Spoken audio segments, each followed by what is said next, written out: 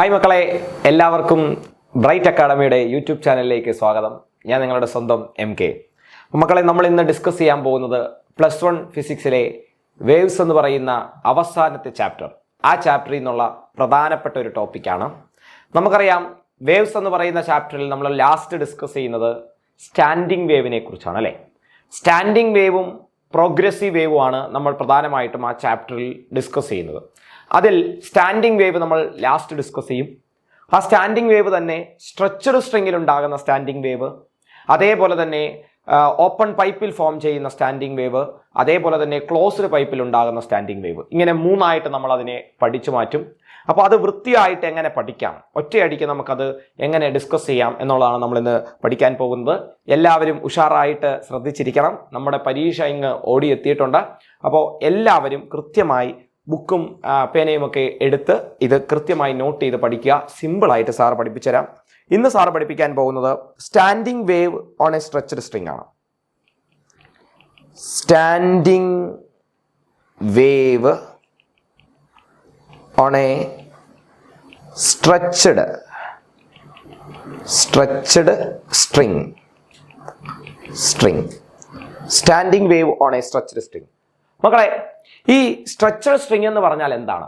നമ്മളൊരു കയർ, ഒരു സ്ട്രിങ്, അത് വലിച്ചു കെട്ടി വെച്ചിരിക്കുന്നു, രണ്ട് ഭാഗത്തും ഫിക്സ് ചെയ്ത് വെച്ചിരിക്കുന്നു. അതിനെയാണ് നമ്മൾ സ്ട്രെച്ചഡ്, വലിച്ചു നിർത്തിയ കയർ, സ്ട്രിങ്, അതിനെയാണ് നമ്മൾ സ്ട്രെച്ചഡ് സ്ട്രിങ് എന്ന് വിളിക്കുന്നത്. അതിൽ നമ്മൾ ഈ വേവ് ഫോം ചെയ്യുമ്പോൾ, സ്റ്റാൻഡിങ് വേവ് ഫോം ചെയ്യിപ്പിക്കുമ്പോൾ പലതരത്തിലുള്ള വൈബ്രേഷൻസ് ഉണ്ടാവും, പലതരത്തിലുള്ള ഹാർമോണിക്സ് ഫോം ചെയ്യും. അതിൽ നമ്മൾ ഇങ്ങനെ പഠിച്ചാൽ മതി. ഒരു കോളമാക്കി, ഇങ്ങനെ 3 കോളമാക്കി നമ്മൾ പഠിക്കുകയാണെങ്കിൽ എളുപ്പം നമുക്ക് പഠിക്കാൻ പറ്റും. First mode of vibration, second mode of vibration,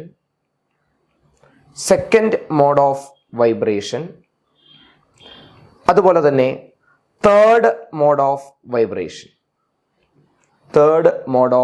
vibration. Okay അല്ലേടാ? അപ്പൊ നമ്മൾ എന്താണ് 3 കോളമാക്കി വരയ്ക്കുന്നു. സാർ എളുപ്പത്തിന് വേണ്ടിയിട്ടാണ് ഇങ്ങനെ പഠിപ്പിക്കുന്നത്. എന്തിലുണ്ടാകുന്ന വേവിനെ കുറിച്ചാണ് നമ്മൾ പഠിക്കുന്നത്? സ്ട്രെച്ചഡ് സ്ട്രിങ്ങിൽ ഉണ്ടാകുന്ന സ്റ്റാൻഡിങ് വേവിനെ കുറിച്ചാണ് പഠിക്കുന്നത്. അതിലുണ്ടാകുന്ന ഓരോ മോഡ് ഓഫ് വൈബ്രേഷൻ ആണ്. First mode of vibration, second mode of vibration, third mode of vibration, അല്ലെങ്കിൽ first harmonic, second harmonic, third harmonics എന്ന് നമുക്കതിനെ വിളിക്കാം. എന്തുവാണ് സാർ ഇത് പറയുന്നത് നോക്കാം നമുക്ക്. നമ്മളൊരു സ്ട്രെച്ചഡ് സ്ട്രിങ് എടുക്കുന്നു. അത് രണ്ടറ്റത്തും ദണ്ട ഇങ്ങനെ ഫിക്സ് ചെയ്ത് വെച്ചിരിക്കുന്നു. കണ്ടോ? ഈ രണ്ടറ്റത്ത് ഇങ്ങനെ ഒരു കമ്പിയിലോ എന്തിലെങ്കിലും നമ്മൾ ആ സ്ട്രിങ് കെട്ടി വെച്ചിരിക്കുന്നു, അല്ലെ ഫിക്സ് ചെയ്ത് വെച്ചിരിക്കുന്നതായിട്ട് സങ്കല്പിക്കാം. അതാണ് ആ പടം. ആ സ്ട്രിങ്ങിന്റെ നീളം എന്ന് പറയുന്നത് L ആണ് കുഞ്ഞുങ്ങളെ. ആ സ്ട്രിങ്ങിന്റെ നീളം എത്രയാണ്? L. അതേ സ്ട്രിങ് തന്നെയാണ് സെക്കൻഡ് മോഡ് ഓഫ് വൈബ്രേഷനിലും നമ്മൾ എന്ത് ചെയ്യുന്നത്, യൂസ് ചെയ്യുന്നത്. എന്ന് വെച്ചാൽ ഒരു സ്ട്രിങ്ങിൽ തന്നെ ഇപ്പോൾ ഒരു കയർ എടുക്കുന്നു, സങ്കല്പിക്കുക. ആ കയർ ഇപ്പുറത്തിരിക്കുന്ന ഒരു ജനലിന്റെ കമ്പിയിൽ ഞാൻ കെട്ടുന്നു, അപ്പുറത്തിരിക്കുന്ന ഒരു ജനലിന്റെ കമ്പിയിൽ വലിച്ചു കെട്ടി വെക്കുന്നു. അതിലുണ്ടാക്കുന്ന വേവ്സ് ആണ് നമ്മൾ എന്ത് ചെയ്യാൻ പോകുന്നത്, പഠിക്കാൻ പോകുന്നത്. അപ്പോൾ അതേ സ്ട്രിങ് തന്നെയാണ് അതിൻ്റെ അകത്തുണ്ടാകുന്ന സെക്കൻഡ് മോഡ് ഓഫ് വൈബ്രേഷനെ കുറിച്ചാണ് നമ്മൾ അടുത്ത കോളത്തിൽ പറയാൻ പോകുന്നത്. അതിൻ്റെയും ലെങ്ത് എത്ര തന്നെയാണ്? സ്ട്രിങ് മാറിയില്ല, കയർ ഞാൻ വേറെ ഒരെണ്ണം കൊണ്ടുവന്നില്ല, സെയിം സ്ട്രിങ് തന്നെയാണ്. അപ്പോൾ അതിൻ്റെയും ലെങ്ത് L. അത് തന്നെ നമ്മൾ തേർഡ് മോഡ് ഓഫ് വൈബ്രേഷനിൽ അവിടെ ഉണ്ടാകുന്ന വേവ് ഫോം എങ്ങനെയാണ് എന്നാണ് നമ്മൾ പഠിക്കുന്നത്. അവിടെയും ലെങ്ത് എത്ര തന്നെയാണ്? L. അപ്പൊ ഇതെല്ലാം ഒരേ സ്ട്രിങ് തന്നെയാണ്, ഒരേ സ്ട്രിങ്ങിന്റെ കാര്യം തന്നെയാണ് നമ്മൾ പറയുന്നത്. ഓക്കെ അല്ലേടാ കുഞ്ഞുങ്ങളെ? അങ്ങനെയാണെങ്കിൽ നമുക്ക് നോക്കാം ആദ്യത്തെ മോഡ് ഓഫ് വൈബ്രേഷൻ. അപ്പോ ഇതിനെക്കുറിച്ച് നിങ്ങൾക്ക്, സ്റ്റാൻഡിങ് വേവിനെ കുറിച്ച് നിങ്ങൾക്ക് അറിയാമെന്ന് ഞാൻ വിശ്വസിക്കുന്നു. സ്റ്റാൻഡിങ് വേവിൽ wave form do not move, wave form നമുക്ക് മൂവ് ചെയ്യുന്നതായിട്ട് ഫീൽ ചെയ്യുകയില്ല. സ്റ്റാൻഡിങ് വേവിൽ എന്തൊക്കെ ഫോം ചെയ്യുമെന്ന് പഠിപ്പിച്ചിട്ടുണ്ട്? നോഡ്സും ആന്റി നോഡ്സും ഫോം ചെയ്യുമെന്ന് പഠിക്കുന്നുണ്ട്. നോഡ്സ് ആൻഡ് ആന്റി നോഡ്സ് എന്താണ് സാർ? നോഡ്സ് ഡിസ്പ്ലേസ്മെന്റ് മിനിമം ആകുന്ന, അല്ലെങ്കിൽ ആംപ്ലിറ്റ്യൂഡ്, അത് തന്നെ കറക്റ്റ്, ആംപ്ലിറ്റ്യൂഡ് മിനിമം ആകുന്ന അല്ലെങ്കിൽ ആംപ്ലിറ്റ്യൂഡ് 0 ആകുന്ന പൊസിഷനുകളെ വിളിക്കുന്ന പേരാണ് നോഡ്സ്. അതേപോലെ തന്നെ ആംപ്ലിറ്റ്യൂഡ് മാക്സിമം ആകുന്ന പൊസിഷനുകളെ വിളിക്കുന്ന പേരാണ് ആന്റി നോഡ്സ്. അങ്ങനെയാണെങ്കിൽ ഈ ഫിക്സ് ചെയ്തിരിക്കുന്നിടത്ത് എന്താണ് സാർ ഫോം ചെയ്യുന്നത്? നോഡ്. അപ്പോൾ ഫിക്സ് ചെയ്തിരിക്കുന്നിടത്ത് നോഡ് ഫോം ചെയ്യും. നടുക്ക് നമുക്ക് എന്ത് വരയ്ക്കാം? ഫസ്റ്റ് മോഡിൽ ഒരു ആന്റി നോഡ് വരയ്ക്കാം. ആന്റി നോഡ് എന്ന് പറയുമ്പോൾ ഡിസ്പ്ലേസ്മെന്റ് മാക്സിമം. ഇതാണ് കയർ. ആ കയറിൽ ഇവിടെ ആണ് മിനിമം ഡിസ്പ്ലേസ്മെന്റ്. ഇവിടെ ഇത്രയും പൊങ്ങി വരുവാണെങ്കിൽ മാക്സിമം ഡിസ്പ്ലേസ്മെന്റ്. അപ്പൊ മാക്സിമം ഡിസ്പ്ലേസ്മെന്റ് ആണ് ആംപ്ലിറ്റ്യൂഡ്. ആ ആംപ്ലിറ്റ്യൂഡ് മാക്സിമം ആകുന്ന പൊസിഷനുകളാണ് ആന്റിനോഡ്. ആംപ്ലിറ്റ്യൂഡ് മിനിമം ആകുന്ന പൊസിഷനുകളാണ് നോഡ്. അപ്പോ ഫിക്സ് ചെയ്തിരിക്കുന്ന പൊസിഷനിൽ നോഡ്, നടുക്കൊരു ആന്റിനോഡ്. ഫിക്സ് ചെയ്തിരിക്കുന്ന പൊസിഷനിൽ നോഡ്, നടുക്കൊരു ആന്റിനോഡ്. എന്നിട്ട് ഞാൻ അതങ്ങനെ എന്ത് ചെയ്യുന്നു കുഞ്ഞുങ്ങളെ, ജോയിൻ ചെയ്യുന്നുണ്ട്. കണ്ടാ ജോയിൻ ചെയ്യുന്നു. കണ്ടോ മക്കളെ? അപ്പൊ ഇതാണ് first mode of vibration. First mode of vibration എന്ന് പറയുന്നത് കണ്ടോ? ആ രീതിയിൽ ആ പടം അങ്ങോട്ട് വരയ്ക്കണം. ക്ലിയർ ആണല്ലോ? ഫസ്റ്റ് മോഡ് ഓഫ് ആദ്യം ഉണ്ടാക്കുന്ന ആ വൈബ്രേഷന്റെ പടം ഈ രീതിയിലായിരിക്കും. ഇനി ഈ ലെങ്ത് എത്രയാണ് സാർ? ഈ ഒരു നീളം in terms of wave length, ഈ വേവിന്റെ നീളം എത്രയാണ്? ആ ഒരു ഷേപ്പിന് മക്കളെ ഇങ്ങനെ പഠിച്ചു വെച്ചേക്കടാ. ഈ ഒരു ഷേപ്പ് കണ്ടോ, എന്റെ കൈ ഇരിക്കുന്നുണ്ട്. ഈ ഒരു ഷേപ്പ് കണ്ടോ? ഈ ഒരു ഷേപ്പ് എന്താണ്? λ/4. അങ്ങനെ കാണാൻ പഠിച്ചു വെച്ചേക്കണം കേട്ടോ. ഈ ഷേപ്പ് എന്താണ്? λ/4. അപ്പോൾ ഇവിടെ നോക്കിക്കേ, ഇതിന്റെ പകുതി എടുത്താൽ അതെത്രയാ? ഈ ഷേപ്പ് അല്ലേ? കണ്ടോ? ആ ഷേപ്പ് അല്ലേ? ആ ഷേപ്പ് എത്ര? λ/4. ഇനി അപ്പുറത്തെ പകുതിയും ആ ഷേപ്പ് തന്നെയല്ലേ? ആ ഷേപ്പ് തന്നെയല്ലേ അപ്പുറത്തെ പകുതിയും? അതും എത്രയാണ്? λ/4. അങ്ങനെയാണെങ്കിൽ എത്ര λ/4? λ/4 പ്ലസ് λ/4 പറ കുഞ്ഞുങ്ങളെ. 2λ/4. പറയടാ കുഞ്ഞുങ്ങളെ, 2λ/4. λ/4 പ്ലസ് λ/4 2λ/4. 2ഉം 4ഉം കൂടെ വെട്ടി λ/2. അപ്പൊ ഈ നീളത്തെ നമുക്ക് എങ്ങനെ എഴുതാം? ഈ നീളത്തെ നമുക്ക് എങ്ങനെ എഴുതാം കുഞ്ഞുങ്ങളെ? യെസ്, λ/2 എന്ന് എഴുതാം. λ/2. ഫസ്റ്റ് മോഡ് ഓഫ് വൈബ്രേഷൻ ആയതുകൊണ്ട് ഈ ലാംഡയുടെ താഴെ ഞാൻ ഒരു എന്തും കൂടെ കൊടുക്കുന്നു, 1. അപ്പോ ആ നീളത്തെ ഇൻ ടേംസ് ഓഫ് വേവ് ലെങ്തിൽ ഞാൻ എത്രന്ന് എഴുതി? λ1/2. ആർക്കെങ്കിലും സംശയമുണ്ടെങ്കിൽ നോക്കിക്കേ, ഞാൻ അതിനെ ഇവിടെ ഡീറ്റെയിൽ ആയിട്ട് വരച്ച് കാണിച്ചു തരാം. സാറേ ഇത് കണ്ടോ? ഇപ്പൊ ഞാൻ പറയുന്ന കാര്യങ്ങൾ ശ്രദ്ധിച്ചോണം. ഞാൻ ഇവിടെ നിന്ന് ഒരു വേവ് ഫോം ചെയ്തു. ആ വേവ് കണ്ട് ഇങ്ങനെ ട്രാവൽ ചെയ്ത് ഇപ്പുറത്തെത്തി. അറിയാത്ത കുട്ടികൾക്ക് വേണ്ടി പറയാണേ, അവിടെ ചെന്നിടിച്ചിട്ട് ആ വേവ് തിരിച്ചു വരുവടാ. തിരിച്ചു വരുമ്പോൾ റിഫ്ലക്ട് ചെയ്ത് വരുമ്പോൾ ഇങ്ങനെ വന്ന് ഇവിടെ എത്തി. കണ്ടോ? അപ്പൊ അങ്ങോട്ടൊരു ട്രാവലിംഗ് വേവ് ആണ്, ട്രാവൽ ചെയ്ത വേവ് ആണ് പ്രോഗ്രസീവ് വേവ്. ഇങ്ങോട്ടും ഒരു ട്രാവലിംഗ് വേവ് ആണ് പ്രോഗ്രസീവ് വേവ്. രണ്ട് വേവും കൂടെ ജോയിൻ ചെയ്തു. എന്നിട്ട് നമ്മൾ നോക്കുമ്പോൾ ഇങ്ങനെ ഒരു വേവ് പാറ്റേൺ ആയിരിക്കും നമുക്ക് കിട്ടുന്നത്, ഇങ്ങനെ ഒരു വേവ് ഫോം ആയിരിക്കും നമുക്ക് കിട്ടുന്നത്. ഈ വേവ് നമുക്ക് ട്രാവൽ ചെയ്യുന്നതായി തോന്നുകയില്ല. ഇത് അവിടെ തന്നെ സ്റ്റേഷനറി ആയിട്ട് നിൽക്കുന്നതായി നമുക്ക് തോന്നും, റെസ്റ്റിലാണെന്ന് തോന്നും.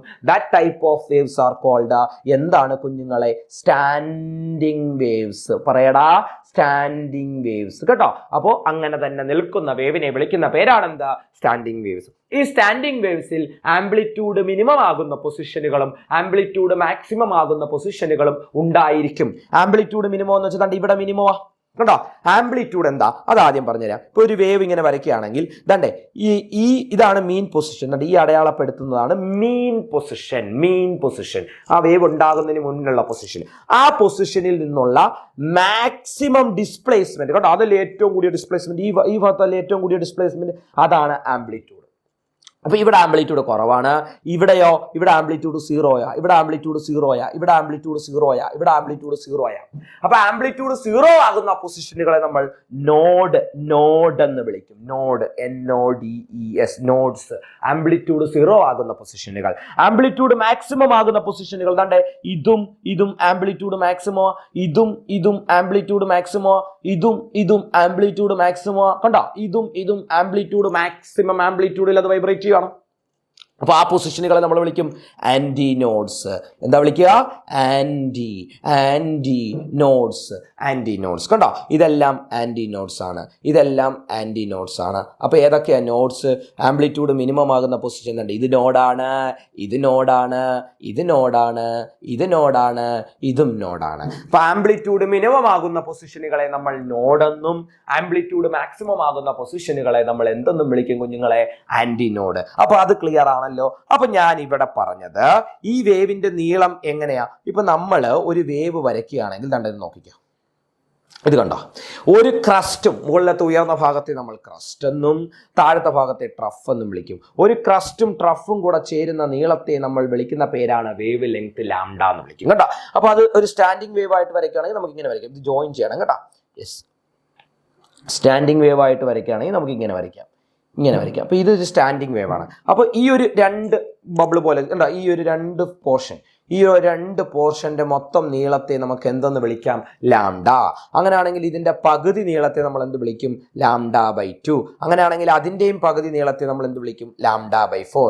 അതിന്റെയും പകുതി നീളം എന്ന് പറഞ്ഞാൽ ഇത്രയല്ലേ വരുന്നുള്ളൂ. നോക്കിക്കേ, ഞാൻ ഈ റെഡ് കളർ കൊണ്ട് മാർക്ക് ചെയ്യുന്ന ഇത്രയല്ലേ വരുന്നുള്ളൂ പകുതി നീളം. കാൽ ഭാഗം അല്ലെ, ആ കാൽ ഭാഗം കണ്ട ഇങ്ങനെ ഇരിക്കുമല്ലേ, എന്റെ കൈയുടെ ഷേപ്പിൽ ഇരിക്കുമല്ലേ, ഇങ്ങനെ ഇരിക്കുമല്ലേ, അതാണ് λ/4. അതങ്ങ് കാണാതെ പഠിച്ചു വെച്ചിരുന്നാൽ നമുക്ക് എന്ത് ചെയ്യാം? പറയാൻ പറ്റും.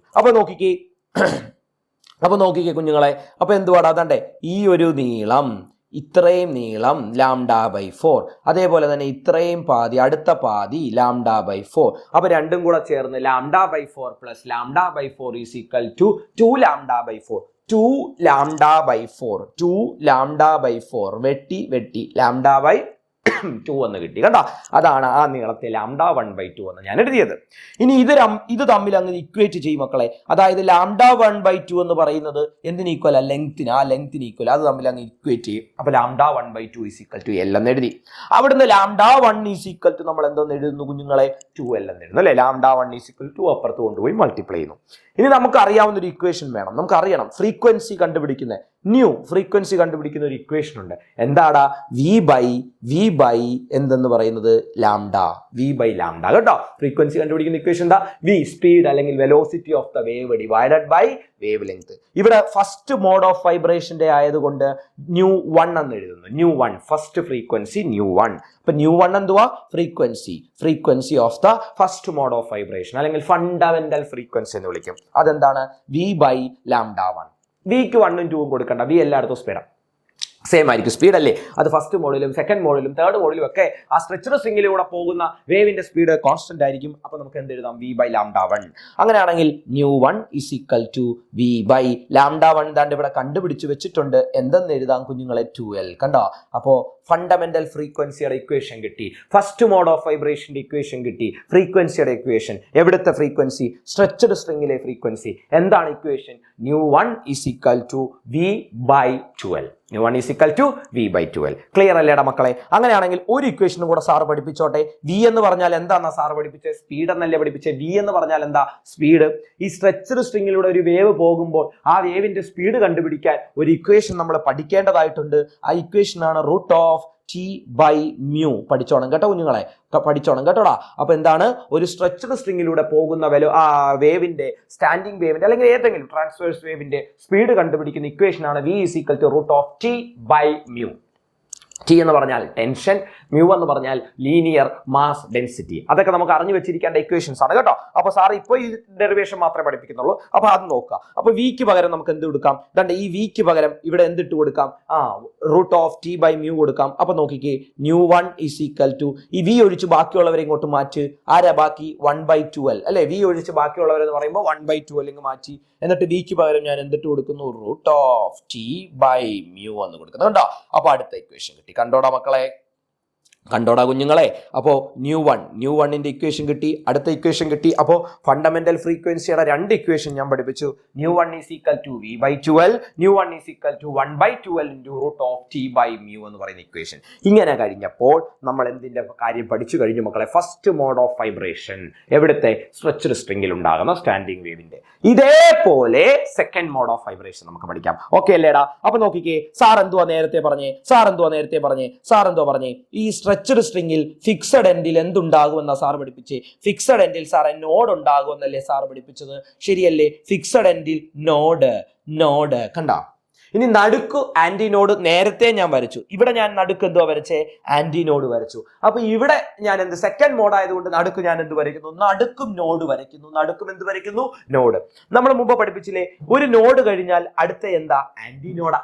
ഒരു നോഡ് കഴിഞ്ഞാൽ അടുത്ത ആന്റിയുടെ നോഡാ, അത് കഴിഞ്ഞാൽ പിന്നെ നോഡാ, പിന്നെ വീണ്ടും ആന്റിനോഡാ, പിന്നെ നോഡാ, പിന്നെ ആന്റിനോഡാ. അപ്പൊ നോഡ് കഴിഞ്ഞാൽ അടുത്ത ആന്റിനോഡായിരിക്കണം, ആന്റിനോഡ് കഴിഞ്ഞാൽ അടുത്ത നോഡായിരിക്കണം. അതായത് രണ്ട് നോഡുകൾക്കിടയിൽ ആന്റിനോഡ് ഉണ്ടായിരിക്കണം, അല്ലെങ്കിൽ രണ്ട് ആന്റിനോഡുകൾക്കിടയിൽ എന്തുണ്ടായിരിക്കണം? നോഡ്സ് ഉണ്ടായിരിക്കണം. ഓക്കെ അല്ലേ? അപ്പൊ നോക്കിക്കേ, ഞാൻ ഇവിടെ ഒരു നോഡ് വരച്ചു, ഇവിടെ ദാണ്ട നടുക്കൊരു നോഡ് വരച്ചു, ഇതാണ്ട് അറ്റത്തും എന്ത് വരച്ചു, അറ്റത്തും നോഡ് വരച്ചു. അപ്പൊ എന്ത് ചെയ്യണം, ആ രണ്ട് നോഡുകൾക്കിടയിൽ ഇതാണ്ട് ഈ നോഡിനും ഇടയിൽ ഞാൻ എന്ത് വരയ്ക്കണം, ആന്റി നോഡ്. ആന്റി നോഡ് എന്ന് വെച്ചാൽ മാക്സിമം ഡിസ്പ്ലേസ്മെന്റ്. അതേപോലെ ഇവിടെയും നോഡിനും ഇടയിൽ ഞാൻ എന്ത് വരയ്ക്കണം, ആന്റി നോഡ്. കണ്ടോ കുഞ്ഞുങ്ങളെ? അപ്പൊ ആന്റി നോഡ്സ് വരച്ചു. ഇനി നമുക്ക് അങ്ങ് യോജിപ്പിച്ചാൽ മതി. എങ്ങനെ? സാറ് പാടുന്ന പോലെ പാടി അങ്ങ് പഠിക്കണം. നോഡിന്ന് ആന്റി നോഡ്, ആന്റി നോഡിന്ന് നോഡ്, നോഡിന്ന് ആന്റി നോഡ്, ആന്റി നോഡിന്ന് നോഡ്, നോഡിന്ന് ആന്റി നോഡ്, ആന്റി നോഡിന്ന് നോഡ്, നോഡിന്ന് ആന്റി നോഡ്, ആന്റി നോഡിന്ന് നോഡ്. കണ്ട? ആ ഷേപ്പ് കിട്ടിയണ്ട? ആ ഷേപ്പ് കിട്ടിയണ്ട?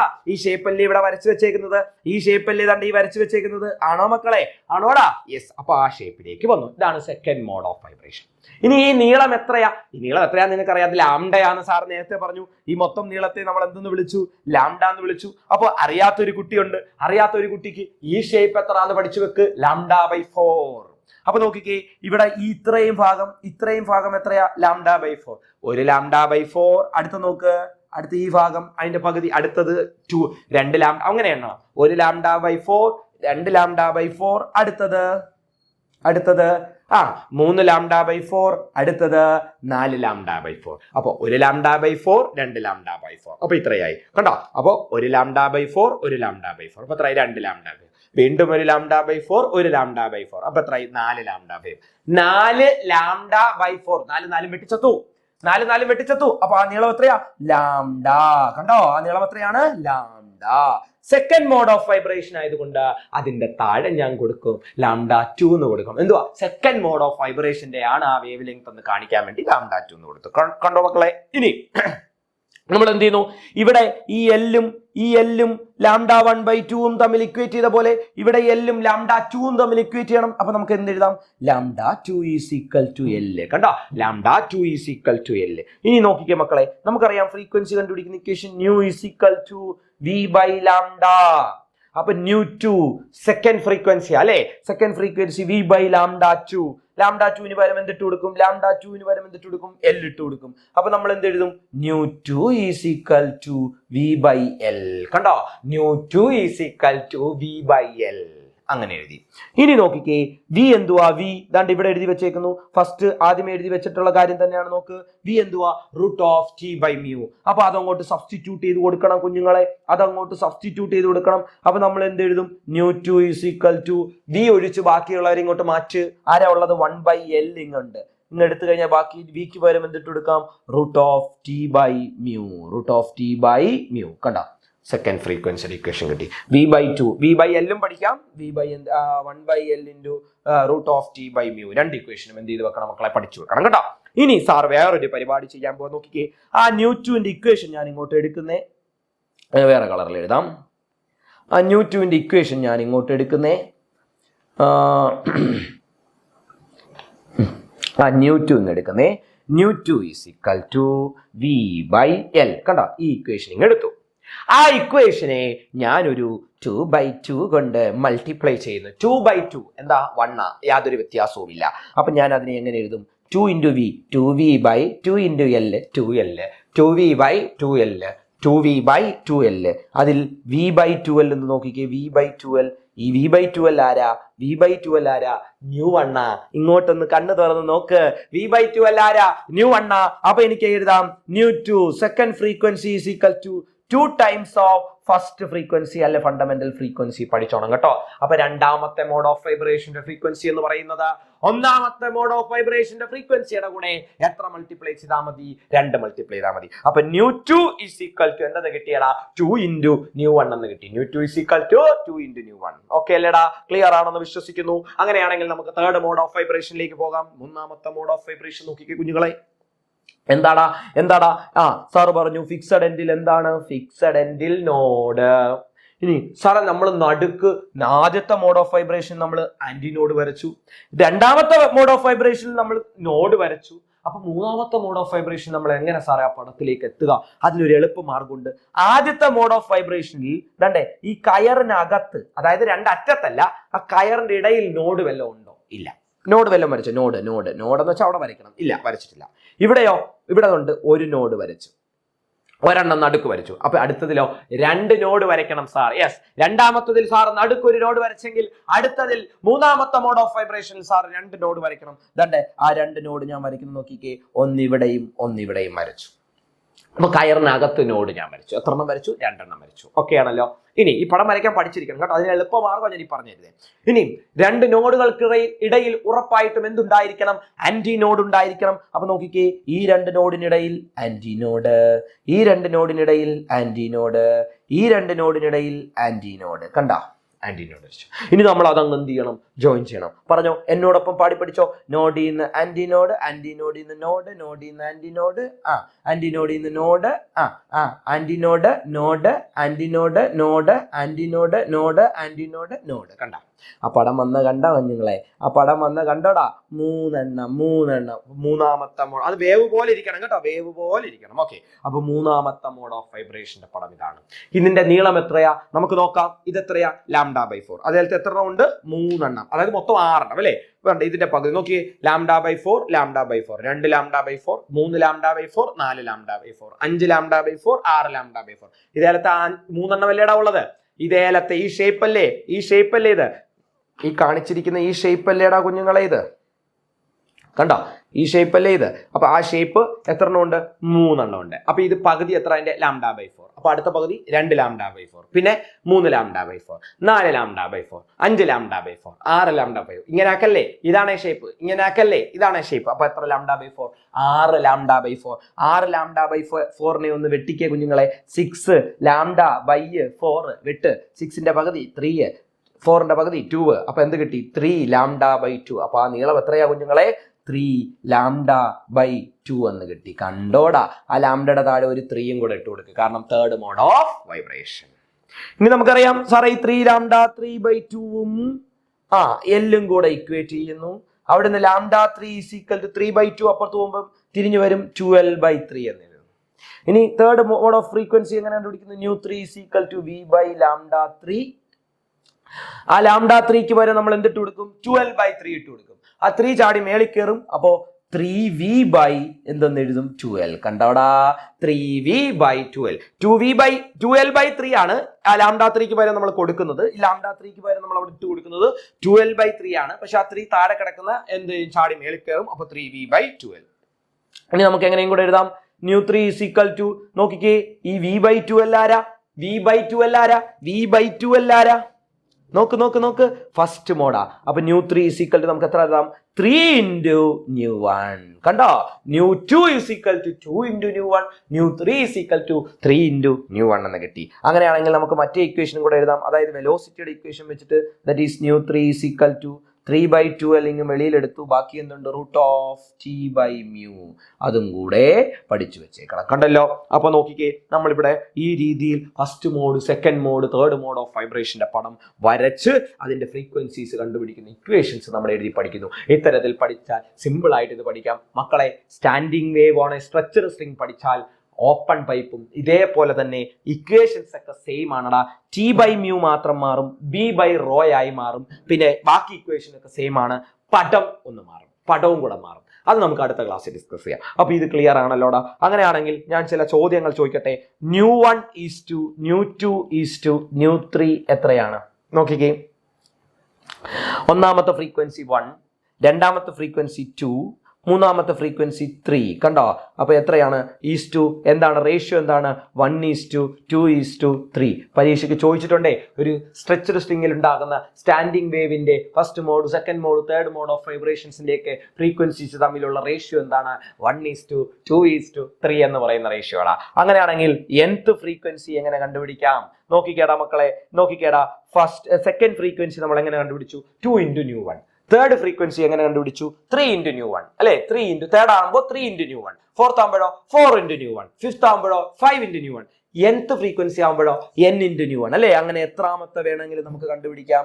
n × ν1. അപ്പൊ 50ാമത്തെ ഫ്രീക്വൻസി ഫിഫ്ത്ത് മോഡ് ഓഫ് വൈബ്രേഷന്റെ ഫിഫ്ത്ത് ഹാർമോണിക്കിന്റെ ഫ്രീക്വൻസി കണ്ടുപിടിക്കാൻ പറഞ്ഞാൽ നമുക്ക് ന്യൂ1 അറിഞ്ഞാൽ മതി. അപ്പൊ എങ്ങനെ കണ്ടുപിടിക്കും? Nu 50 is equal to 50 into nu one. ഇതാണ് ഫ്രീക്വൻസിയുടെ nth ഫ്രീക്വൻസി കണ്ടുപിടിക്കുന്ന ഇക്വേഷൻ. ഈ രണ്ട് ഇക്വേഷനും ഈ റേഷ്യോയും ഇക്വേഷനും പഠിച്ചു വെച്ചിരിക്കണം. അപ്പോൾ എനിക്ക് മക്കൾക്ക് എല്ലാവർക്കും ഈ കോൺസെപ്റ്റ് ക്ലിയർ ആയെന്ന് വിശ്വസിക്കുന്നു. കൃത്യമായി നിങ്ങൾ എന്ത് ചെയ്യുക, ഒന്നും കൂടെ ഇത് റിപ്പീറ്റ് അടിച്ച് കണ്ട് ഈ പടം ഇതുപോലെ വരച്ചൊരു ബുക്ക് ചരിച്ച് വെച്ചിട്ട് അതിൻ്റെ ആ പേപ്പറിൽ ഉൾക്കൊള്ളുന്ന രീതിയിൽ ഈ 3 കോളമാക്കി ഇത് പഠിച്ചാൽ ഈ പടം അങ്ങോട്ട് മാറ്റുന്നു, എന്നിട്ട് ഓപ്പൺ പൈപ്പ് അങ്ങോട്ട് വരച്ചാൽ ഇക്വേഷൻസ് ഒക്കെ സെയിം ആയി. അപ്പോൾ നിങ്ങൾക്ക് സ്ട്രെച്ച്ഡ് സ്ട്രിങ്ങും പഠിക്കാം, ഓപ്പൺ പൈപ്പും പഠിക്കാം. ക്ലിയർ അല്ലടാ മക്കളെ? അങ്ങനെയാണെങ്കിൽ നമുക്ക് അടുത്ത ടോപ്പിക്കുമായി അടുത്ത ക്ലാസ്സിൽ നിങ്ങളുടെ സ്വന്തം MK വരുന്നതായിരിക്കും. Thank you so much.